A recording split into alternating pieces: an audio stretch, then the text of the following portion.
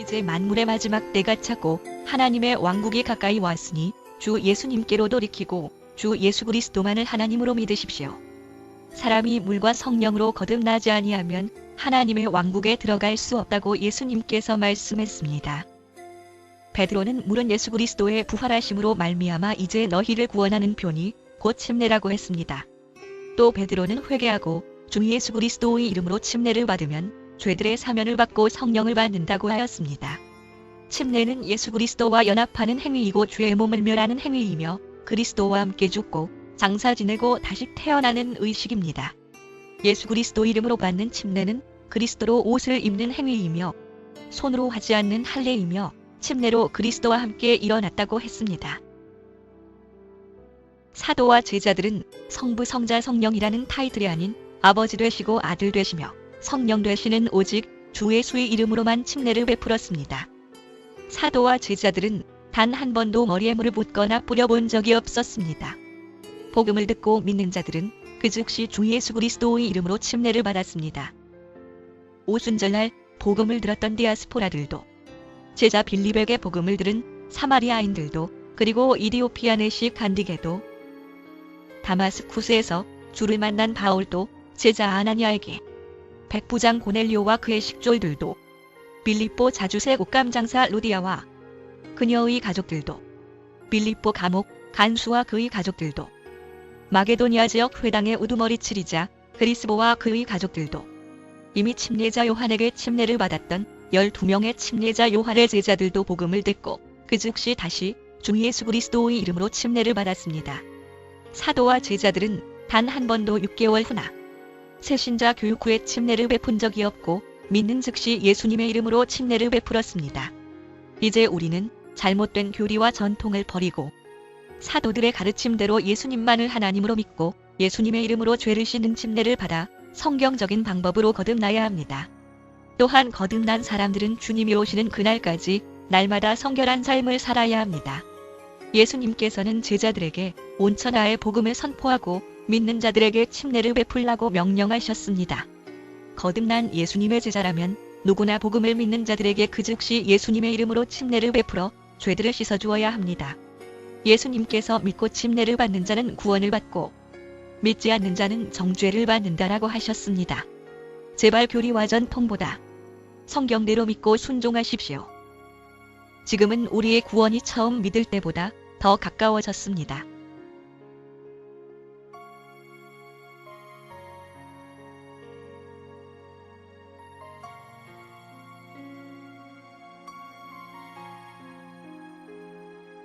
하나님께서 우리에게 주신 말씀은 갈라디아서 3장 15절부터 22절 말씀입니다. 우리 함께 합독하겠습니다. 시작!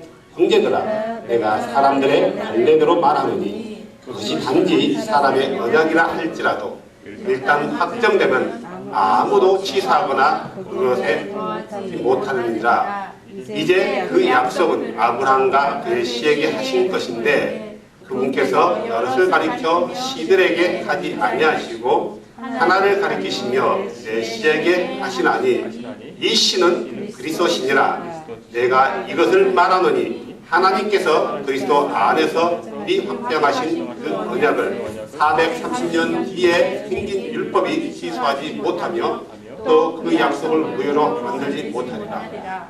만일 그 상속 유업이 율법에서 나면 그것은 더 이상 약속에서 나지 아니하느니라. 그러나 하나님께서는 그것을 아브라함에게 약속을 통해 주셨느니라. 그러면 율법은 무엇을 위한 것이냐? 그것은 약속을 받은 그 시에게 오실 때까지 범법들로 인해 여진 것이요 한 중개자의 손에서 천사들에 의해 정해진 것이라. 이제 중재자는 하나만의 중재자가 아니오되 하나님은 하나이시니라. 그러면 율법이 하나님의 약속들에 입에되느냐? 결코 그럴 수 없느니라. 만일 생명을 줄 수 있는 율법이 주어졌더라면 진실로 이가 율법으로 말미암아 있었으리라. 그러나 성경 기록이 모든 것을 제 안에 가두었으니 이것은 주께서 믿는 자들에게 예수 그리스도의 믿음으로 말미암아 약속을 주려 하심이니라. 아멘. 자리에 앉아주시기 바랍니다.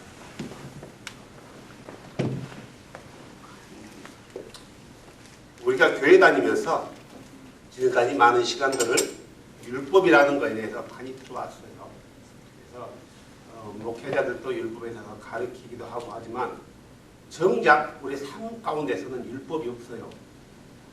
하나의 법이 없고 뭐만 있어요? 무조건 교회만 잘 다니고 예수만 잘 믿으면은 이게 끝이야. 이게 끝이에요. 그렇게 생각한다면은 우리는 성경을 반으로 나눠야 돼요. 그렇죠? 성경 반으로 나눠가지고 앞에 있는 부분은 잘라서 책꽂이에 꼽아놓고 뒤에 있는 부분만 가지고 다니는 거예요. 앞에 있는 부분이 뭐예요? 구약성경. 구약성경. 뒤에 있는 부분요? 신약성경. 우리가 잘못 알고 있는 게 뭐냐면은 늘 얘기하지만 성경에서 성경 하면은 뭘 가르치는 거예요? 구약성경만을 가르쳐요. 신약성경에서 성경 모든 성경은 하나님의 감동으로 된 것이요 했을 때 거기서 말하는 성경은 구약 성경을 말하는 거예요. 신약을 말하지 않아요. 왜 그러냐면은 신약은 그때 아직 형성이 되지 않았어요. 아직 안 만들어져 있는 상태예요. 신약은 AD 100년 안에 만들어졌기 때문에 그때 신약이 막 형성되고 있었어요. 그래서 모든 성경 하면은 구약 성경을 말하지만 일반적으로 이 성경 66권을 말하기도 합니다. 사도나 제자들이 돌아다니면서 예수 그리스도 이름을 선포해요. 그 예수 그리스도의 이름을 듣는 사람들이 모여요. 모인단 말이에요. 어디로 모여요? 어떤 장소로. 그래서 모여진 장소를 가리켜서 교회 그래요. 에클레시아 그런단 말이에요. 그래서 이 교회라는 것은 어떤 특별한 장소만을 얘기하는 게 아니라 예수 그리스도의 이름을 부른 자들이 함께 모여서 공동체를 형성하고 거기서 같은 분께, 같은 주에게, 같은 하나님에게, 같은 아버지에게 한 성령 안에서 그분을 신령과 진정으로 예배하는 거란 말이에요. 누구를 예배하는 거예요? 같은 주면 누구예요? 예수. 그들이 부르는 주의 이름은 오직 예수밖에 없었단 말이에요. 그들이 알고 있는 하나님의 이름도 예수밖에 없는 거예요. 그들이 믿었던 하나님도 예수밖에 없는 거예요. 그분만을 예배하고 서비스하는 거예요. 그러면서 그들에게 가르쳤던 말씀들이 뭐였냐? 뭘 가르쳤어요? 그냥 간증만 하고 다녔나요? 테스트모니만 하고 다녔어요? 아니요. 그들에게 믿음이라는 게 뭔가에 대해서 가르쳤고 삶이 뭔가에 대해서 가르쳤단 말이에요. 뭐에 근거해서? 말씀. 구약 말씀에 근거해가지고. 구약 말씀. 그래서 구약 말씀에는 뭐가 나오냐면은 하나님의 율법, 성경대로 표현한다면 토라가 나와요. 토라. 하나님의 법, 명령들, 규례들, 절기들 여러 가지 것들이 나오죠. 이걸 가르쳐 우리는 율법 그래요. 이 율법이 나오는데 율법은 언제 주어졌냐 이거예요. 언제 주어졌어요? 모세. 애국, 출애굽 이후에 광야에 있을 때 하나님께서 주의 사자를 보냈어요. 보내서 그 사자를 통해서 누구에게 주어졌어요? 모세에게 주어진 거예요. 자, 그런데 이 모세는 이 율법들을 이스라엘 백성들에게 가르쳤어요. 출애굽기 보면 이런 얘기가 나와요. 내가 하나님의 말씀을 받으러 간다. 법을 받으러 간다. 어찌하겠느냐? 오 좋소이다. 우리가 그 법을 지키겠나이다. 받아오시옵소서라고 했단 말이에요. 이스라엘 백성들이 말하겠어. 그런데 그들은 거기서 범죄해요. 범죄하는 거예요. 이스라엘 백성들이 범죄하고 있을 때 말씀이 주어져요. 율법이라는 것은 그들이 잘하고 있을 때 주어졌던 게 아니라 범죄했을 때 범죄에 대해서 주어진 거란 말이에요. 이렇게 하는 것은 죄가 된다. 이렇게 하는 것은 내가 기뻐하는 것이다. 라는 법을 줘요. 그래서 이렇게 해서 죄를 지은 사람들은 이런 제사를 통해서 죄를 씻어라. 죄를 씻어라. 또 이렇게 살아라. 사람 관계에서, 이웃 관계에서, 또 네 자신과의 관계에서, 특별히 너와 나의 관계에서 어떻게 살아야 되는 건지, 어떻게 믿어야 되는 건지에 대해서 율법에 다 나와 있단 말이에요. 이것들을 바울이 가르쳤고 베드로도 가르쳤고 야고보도 가르쳤고 모든 사도들이 가르쳤단 말이에요. 그런데 요한계시록 4장인가요? 보면은 에베소 교회가 나와요. 6절에 보면은 이렇게 나와 있어요. 그러나 내게 이것이 있으니 곧 내가 니골라당의 행위를 미워하는도다. 나도 그것을 미워하노라. 이 니골라라는 사람이 있는데 이 니골라가 약 언제쯤 사람이냐면은 AD 30년대 사람이란 말이에요. 30년, 33년대 예수님 당시에 오순절 때 성령을 받고 7명의 미니스터리, 우리는 7집사라고 하죠. 7집사 중에 한 사람이 됐단 말이에요. 그런데 그가 어느 날 잘못된 성경을 배웠는지 누구로부터 배웠는지는 모르겠지만 그 안에 잘못된 사상이 들어가요. 영지주의적인 사상이 들어가고요. 무율법주의가 들어가요. 그래서 성도는 구원을 받았으니까 어떻게 살아도 구원받는다. 어떻게 살아도 구원받는다. 율법은 폐해졌기 때문에 더 이상 지키지 않아도 된다라고 가르쳐요. 무율법주의를 가르쳤고 그리고 영은 선하고 육은 악하기 때문에 육이 어떻게 하든 구원받는다라고 가르쳤단 말이에요. 도덕적 폐기론자로 빠져버려요. 이 세 가지의 잘못된 가르침을 가르쳐요. 세 가지 잘못된. 그래서 많은 사람이 이 니골라의 교리를 따라가는 거예요. 그 중에 니골라의 교리 중에 율법의 폐기론을 말한단 말이에요. 이 니골라만 있었던 게 아니라 많은 사람이 있었어요. 근데 이 율법 폐기론이 왜 나왔느냐 이거예요. 율법 폐기론은 율법주의자들에 대한 반작용으로 나온 거예요. 반작용. 무슨 말인지 아시나요? 율법주의자들은 뭐냐면은 갈라디아 교회에 율법주의자들이 들어왔단 말이에요. 율법주의와 율법주의자는 달라요. 율법주의자라는 것은 율법을 지켜야 구원을 받는다. 그래서 할례도 행하고 안식일도 지키고 모든 절기들을 지켜라.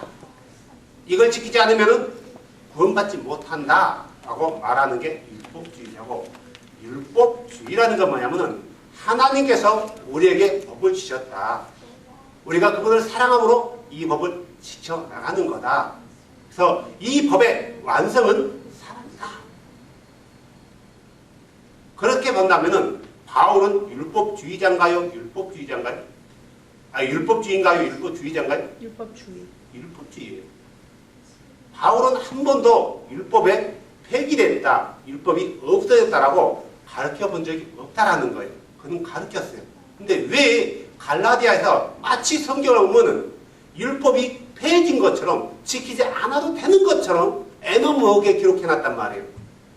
그것은 율법주의자들에 대한 바울이 복음은 어떤 것인가에 대해서 말하고자 한 것이지 율법 자체의 무용론을 말한 게 아니다라는 거죠.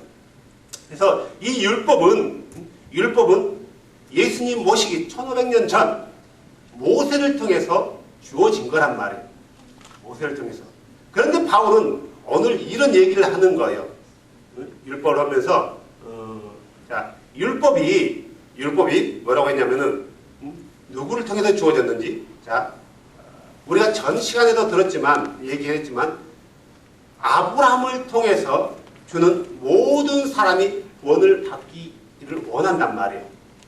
이스라엘 아브라함의 신하, 아브라함의 주변에 있는 이교도들이나 이것을 율법이 생겨나기 430년 전에 하나님이 아브라함에게 약속한 거예요.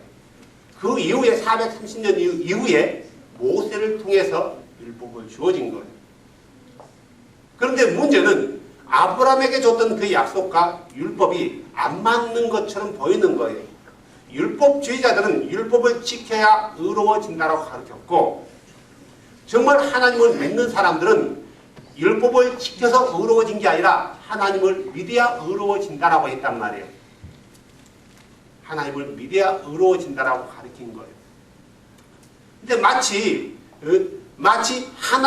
이것들이 서로 간에 안에서 정리가 안 되니까 어떤 사람은 율법주의로 빠져버리고 어떤 사람은 율법 무용론자로 빠져버리는 거예요. 율법이 필요 없다라고 빠져버리는 거죠. 그래서 옛 얘기하는 거예요.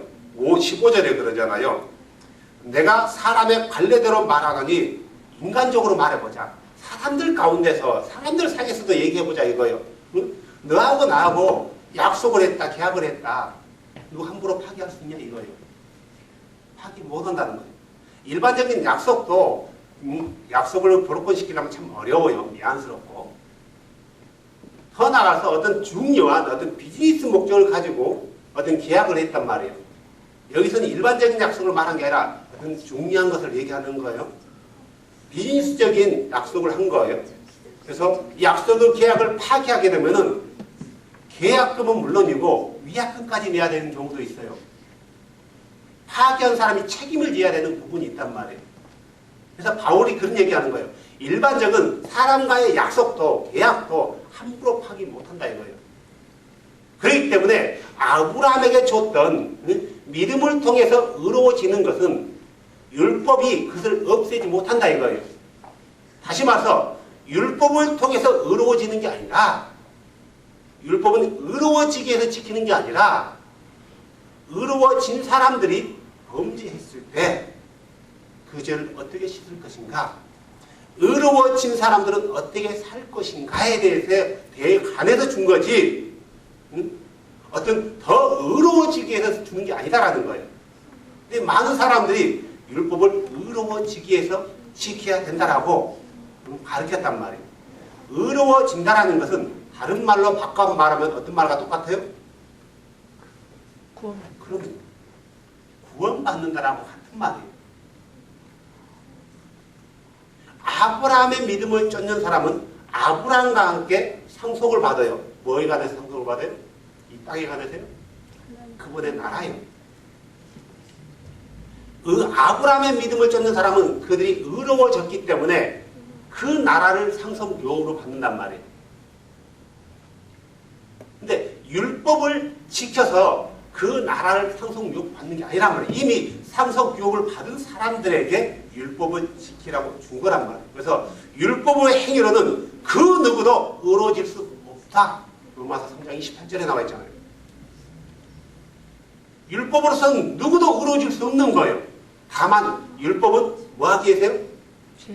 죄를 알게 하기 위해서. 그래서 죄를 아는 사람들이 누구 앞으로 나가는 거예요? 창조주 앞에 나가는 거예요. 유일하게 죄를 사해줄 수 있는 권세를 가지신 그분 앞에 나가는 거란 말이에요. 그분이 누구예요? 예수예요.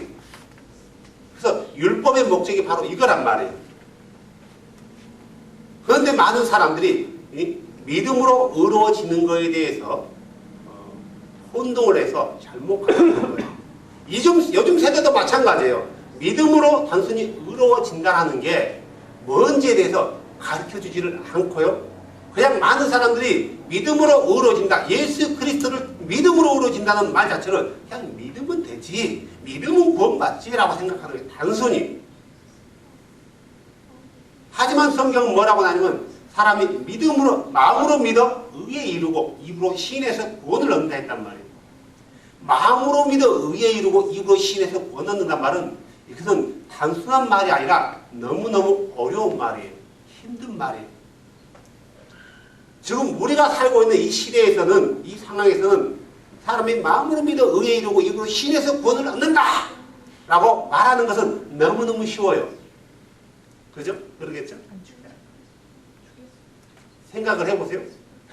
자, 지금 이 개인의 모든 자유가, 모든 종교가 없어졌고 나라에서 지정한 종교만을 믿어야 돼요.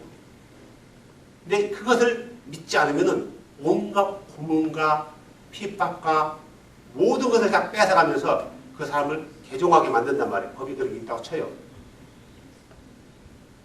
국가에서 지정한 걸 껴 그런단 말이에요. 이 종교를 믿지 않는 사람은 이 종교를 믿지 않는 사람은 고난과 핍박이 있다고 쳐요. 그러면 거기서 사람이 마음으로 믿어 의에 이르고 입으로 신에서 구원을 얻는다 라는 말이 얼마나 어려운 줄 아세요? 그러겠죠? 거기서 사람들 가운데서 나는 예수 그리스도를 믿습니다 라고 말하는 순간, 입으로 신하는 순간 그는 내 목숨을 내놓는 거예요. 내 모든 기득권을 포기하는 거예요. 내가 어떠한 예수 그리스도를 믿음으로 인해서 내가 어떠한 저론과 어떠한 권한을 받을 각오가 돼 있다 라고 말하는 사람이 입으로 시인하는 거란 말이에요. 얼마나 어려워요. 그런데 너무너무 요즘은 쉽게 얘기한단 말이에요. 다만 입으로 시인하는 사람들, 이 말은 더 나가서 예수 그리스도를 입으로 시인하는 사람들, 그 전에 뭘 해요? 그분의 이름으로 죄를 씻잖아요. 죄를 씻어요. 자, 그분의 이름으로 죄를 씻어서 죄 용서를 받은 의로운 사람이 됐어요. 그래서 구원은 그냥 딱 끝나버린 건가요? 계속 이어지는 건가요? 구원은 계속 이루어가는 거예요. 성취해가는 거란 말이에요. 자, 구원 받았기 때문에 그 이후에 내가 예수 그리스도의 사람이 된 거예요. 예수 안으로 들어온 거예요. 그런데 그가 갑자기 내가 믿었을 때는 그런 법이 없었는데 믿고 난 5년 후에 이상한 법이 생겨났단 말이에요. 누구든지 예수를 시인하면은 칼로 목을 치러야 했단 말이에요. 입으로 시인해지냐고요. 이런 상황에서 말하는 게 그 말이란 말이에요. 이미 그리스도를 믿고 있는 사람에게, 이미 그리스도 안으로 들어온 사람에게 사람이 마음으로 믿어 의에 이르고 입으로 신해서 구원을 얻는다라고 말하는 거지, 처음 내가 예수 믿을 때 그런 헛말이 아니란 말이에요. 본문을 보면 그렇게 나와 있어요. 사랑하는 여러분, 율법의 행위로는 누구도 의로움을 주지 못하고 누구도 구원을 받지 못해요. 율법 자체는 우리에게 구원을 주는 법이 아니고 죄인들에게 죄를 씻으라고, 구원받기 위해서 죄를 씻으라고 준 법이고, 하늘나라의 백성들이, 하나님의 백성들이 어떻게 살 것인가의 표준이란 말이에요. 그래서 율법은 표준이에요. 율법도 하나님의 말씀이기 때문에 율법과 복음은 어긋나지 않아요. 다시 말해서 율법과 아브라함에게 줬던 약속은 어긋나지 않는다라는 거예요. 그런데 율법주의자들이 그러면은 아브라함에게 줬던 그 복과 율법이 서로 안 맞는 게 아니냐, 이렇게 그들은 생각을 한 거예요. 그래서 바울은 그게 아니다. 그게 아니다. 율법과 복음은 어긋나지 않는다. 어긋나지 않는다. 라고 이제 얘기하는 건데요. 예, 그거에 대해서 얘기하고 있는 거예요. 그럼 바울은 율법은 복음보다 위대하지 못하다. 라고 얘기하는 거란 말이에요. 위대하지 못하다. 하나님께서 율법을 주신 이유에 대해서 우리가 아까도 얘기했지만 율법은 죄를 깨닫게 하는 기능이란 말이에요. 하지만 율법에는 여러 가지 어떤 종류들이 있어요. 법에는 뭐가 있다 했죠? 첫 번째는요? 의식법이 있어요. 의식법. 의식법이란 건 뭐냐면은 네가 죄 지었을 때 그 죄를 사하기 위해서 어떻게 죄를 해결해야 되는 제사법이라고 해요. 그리고 너희들이 이런 행위를 하면은 부정해진다. 그래서 부정해진 사람은 어떻게 해야 된다라는 정결례법이 있어요. 그리고 이런 음식을 먹으면 부정하고 이런 음식을 먹으면 정결하다. 이런 음식을 먹으라는 음식법도 있단 말이에요. 사람과 사람 사이에 행해야 되는 시민법도 있어요. 시민법도 있단 말이에요. 그래서 여러 가지 종류의 법들이 있단 말이에요. 그런데 이 법들 가운데서 여전히 우리가 지켜야 되는 법이 있고, 그리스도가 오심으로 인해서 모든 것이 이루어졌기 때문에 더 이상 그 법의 효력이 떨어진 법도 있단 말이에요. 가령이라면 제사법들, 절기법들. 이런 법들은 이미 그리스도께서 성취했기 때문에 더 이상 그 법에 얽매일 필요가 없다라는 거예요. 그 법에 얽매이는 순간 그는 율법주의자로 전락하게 되는 거예요. 하나님의 말씀은 우리에게 사랑으로 주어진 거지, 그리고 우리를 얽매이기 위해서 준 게 아니란 말이에요. 많은 사람들이 율법에 얽매여 있기도 해요. 지금 우리가 보유해 있는 이 세상에도 율법주의자들이 있나 하면은 복음주의자들도 있어요. 어떤 사람은 율법을 지켜야 되는 사람도 있고, 어떤 사람은 율법을 지키면 안 된다라고 하는 사람도 있어요. 하지만 이 율법을 어떻게 지켜야 되는 그거에 대해서 많은 사람들이 노코멘트 한단 말이에요. 이게 문제인 거죠. 자, 하나님의 말씀과 율법은 어긋나지 않아요. 하나님의 말씀도 하나님이 줬고 율법도 하나님이 준 거예요. 이런 말이 있어요. 자, 20절 잠깐 봐보세요. 이제 중재자는 하나만의 중재자가 아니로되 하나님은 하나이시니라. 자, 무슨 말일까? 여기서 말하는 중재자라는 것은 모세를 가리키는 거예요. 자, 이 율법을 주실 때 율법을 언제까지 줬냐? 19절에 나와 있어요. 율법은 범법들로 인하여 그 시가 오실 때까지. 자, 그래서 이 시가 다윗은 이렇게 이 시를 바울은 누구라 했어요? 그리스도라고 했단 말이에요. 그리스도가 오실 때까지 이 율법의 기능은 효력이 있는 거예요. 자, 그리스도가 왔단 말이에요. 그럼 어떻게 되는 거예요? 이 율법의 기능은 폐기하는 거예요. 율법 자체가 버려지냐? 율법 자체는 버려지지 않아요. 율법의 기능은, 그 율법의 정신은 여전히 남아있단 말이에요. 볼까요? 이 중재자. 자, 그러면은 우리가 알아야 될 것은 율법은 누구의 손을 통해서 누구에게 주어진 거예요? 하나님께서 누구를 통해서요? 천사를 통해서, 천사는 사자예요. 사자를 통해서 한 중재자의 손에 줬단 말이에요. 모세에게 줬단 말이에요. 그러면 아브라함의 약속은 어떻게 이루어졌나요? 창세기 12장 1절부터 보면요. 자, 하나님이 천사를 보냈죠. 예? 천사를 보내서 거기를 갔다 합니다. 천사를 보내가지고, 천사를 통해서 아니요. 취소요? 네. 주께서 직접 천사를 통하지 않고 직접 아브라함아, 너는 내 친척 본토 아비의 집을 떠나서 내가 너에게 보여준 땅이 아니라 보여줄 땅으로 가래요. 보여줬어요? 안 보여줬어요? 안 보여준 거예요. 보여주진 않고 보여줄 땅으로 가래요. 그 땅이 어딘지 몰라, 아브라함. 그래서 무작정 나오는 거예요. 보여줄 땅으로 가라. 내가 너를 축복하는 사람을 축복하고 내가 너를 저주하는 사람을 저주하라. 내 안에서 모든 열국들 천하 만민들이 복을 받으리라. 그래요. 내 안에서. 내 씨로 인해서 받는다라는 거예요. 자, 중재자는 누구예요? 아브라함과 하나님 사이 중재자는 누구예요? 없어요.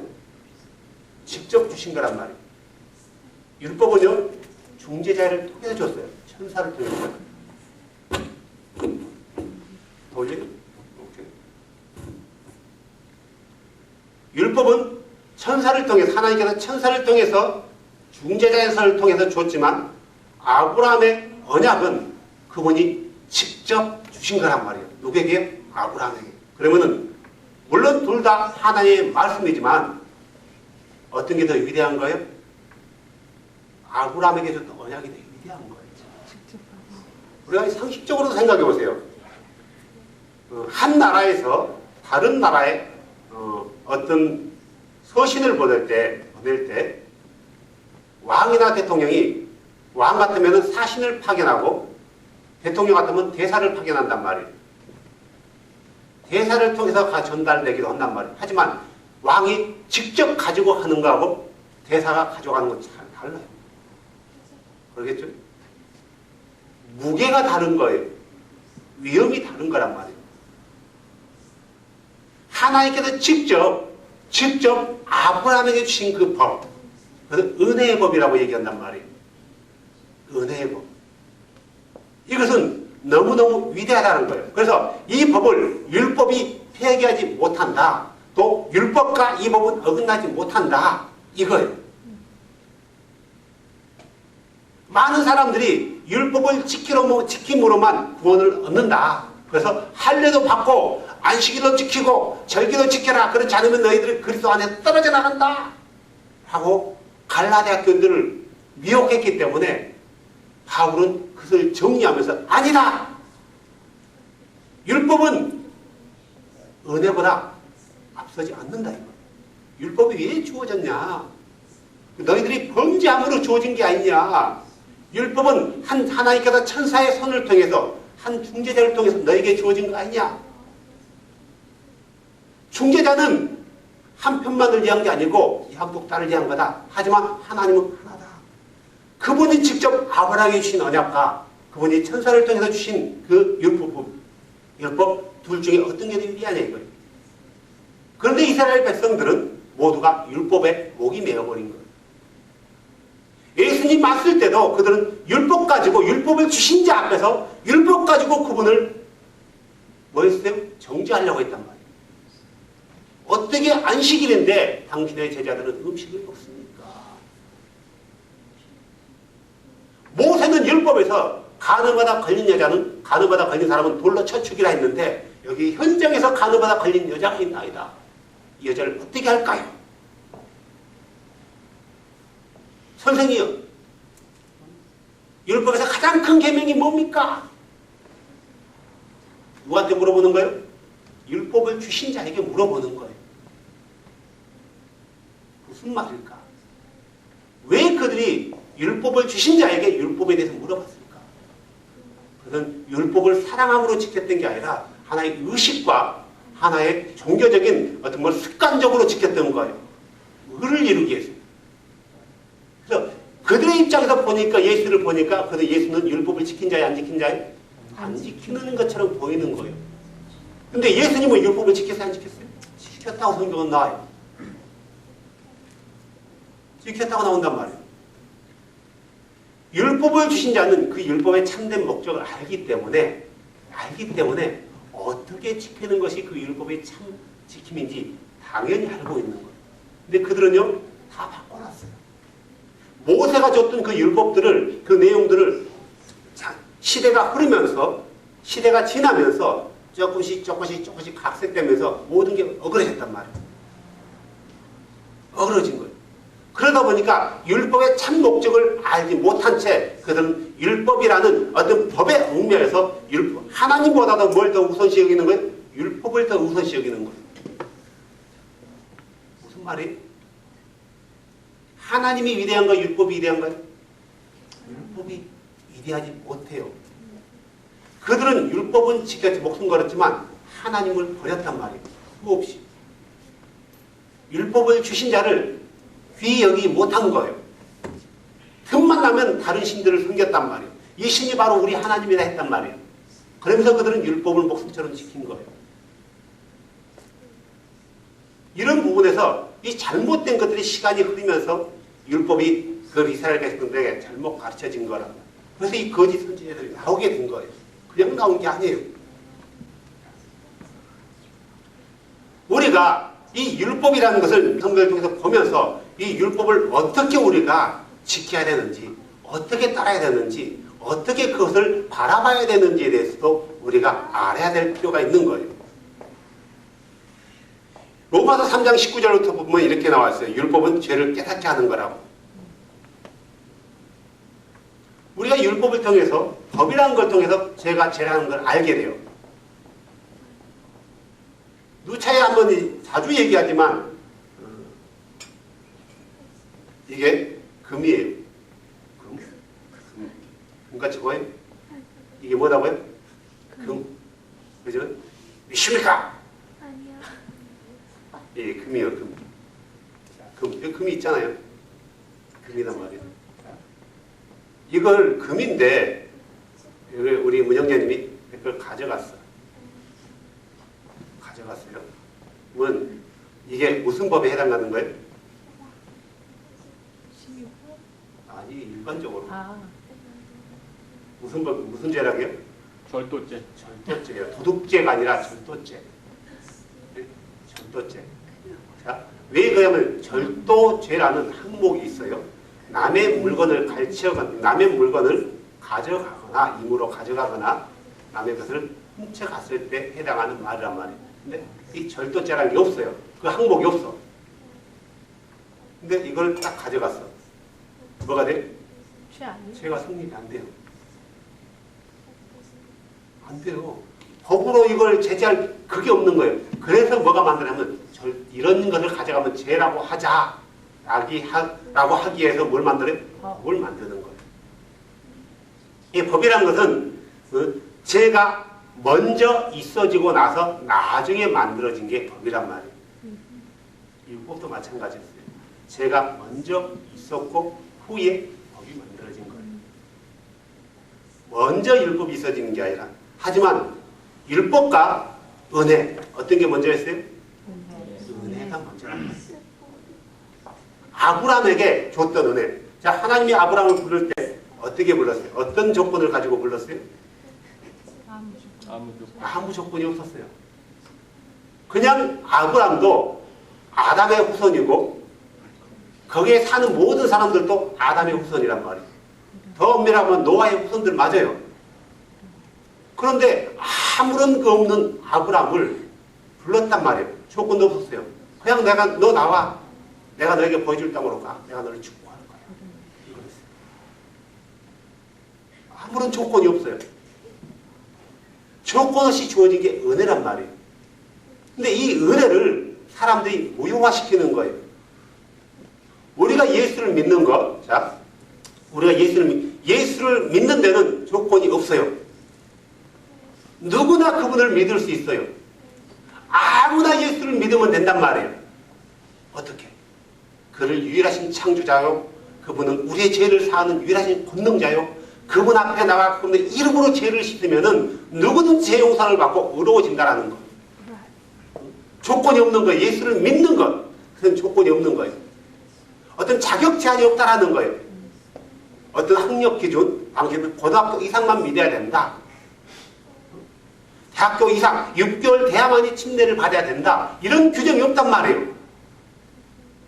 성경에는 전혀 그런 규정이 아무나 누구나 예수 그리스도를 주로 고백하고 창조자로 고백하고 시인하고 내가 죄인입니다. 내가 죄를 지키를 원합니다라고 말하면 그 즉시 제한하지 않고 침례를 줬단 말이에요.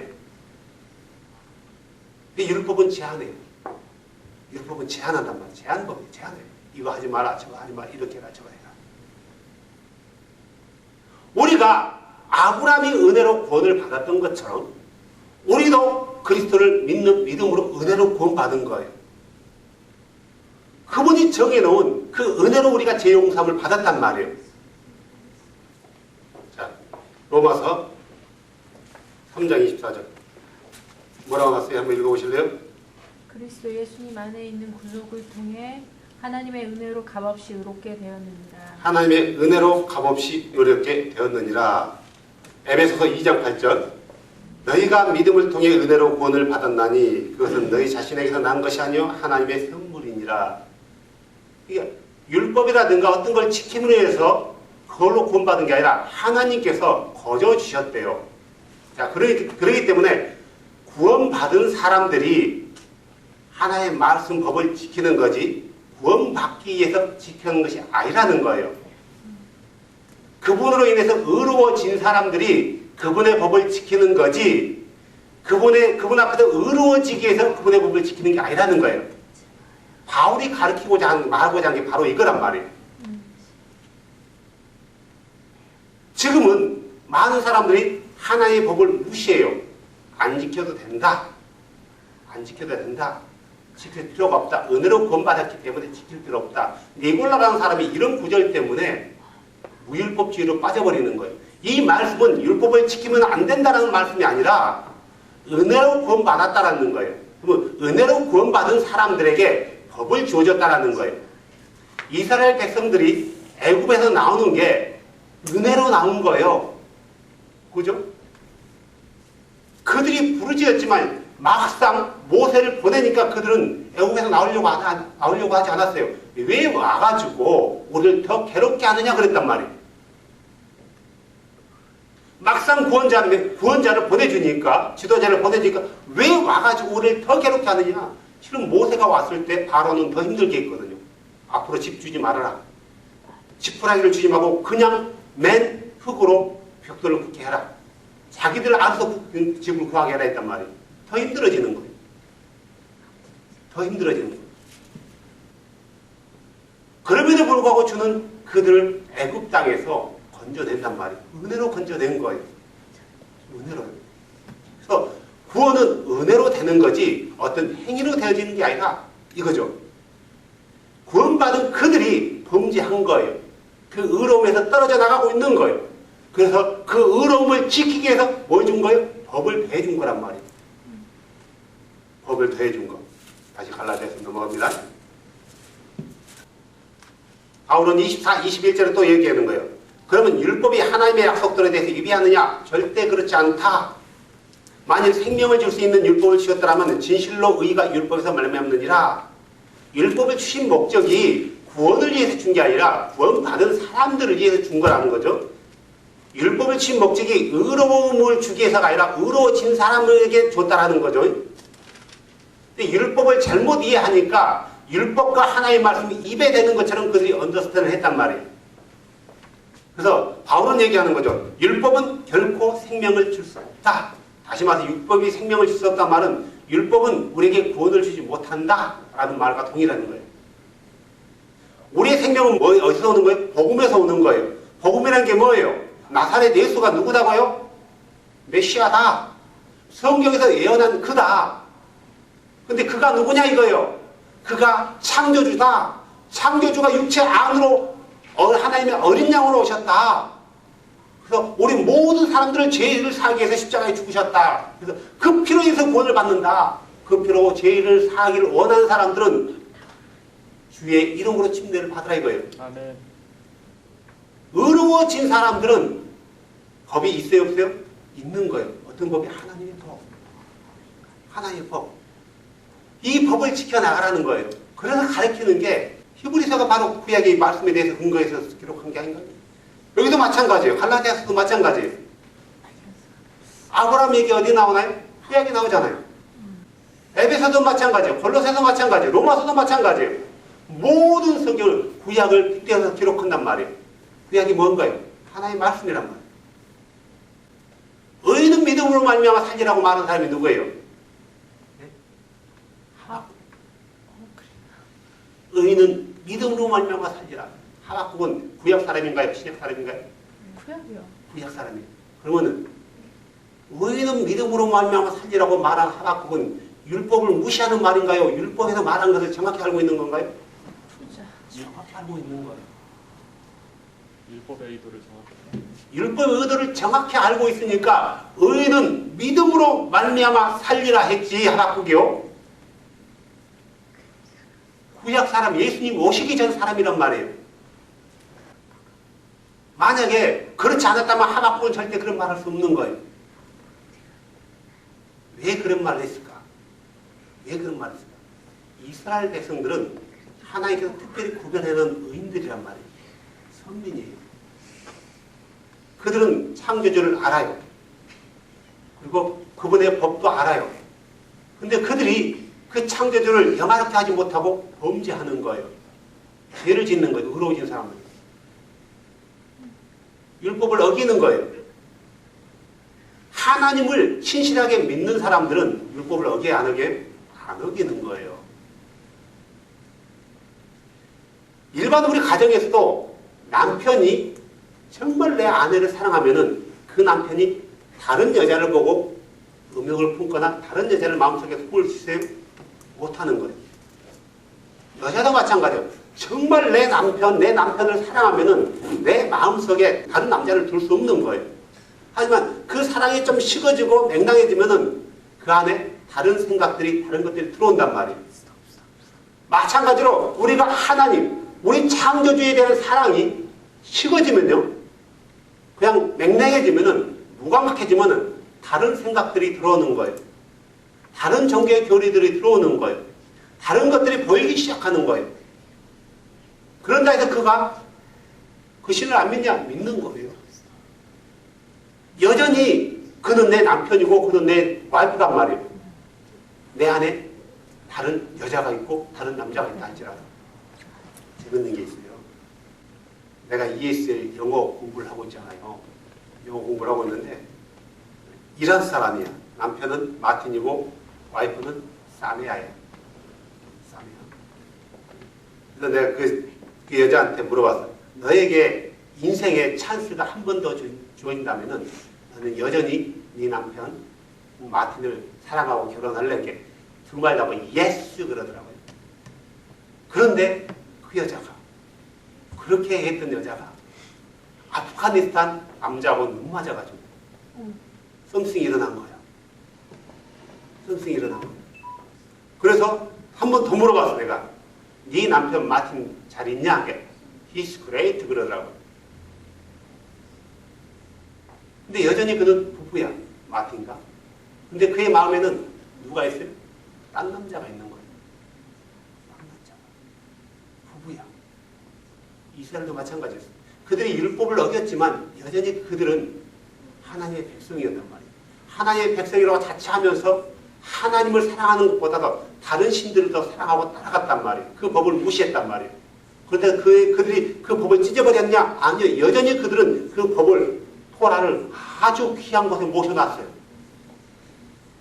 문제는 뭐냐면 이 토라 자체가 아니라 그들의 마인드가 하나님을 얼마나 사랑하느냐, 믿느냐 이거예요. 정말 하나님을 믿는다면, 사랑한다면 다른 신을 섬기지 않고 다른 법을 따르지 않고 그분을 사랑하고 그분을 따라가는 거예요. 그 법을 지키는 거란 말이에요. 바로 율법이 이거란 말이에요.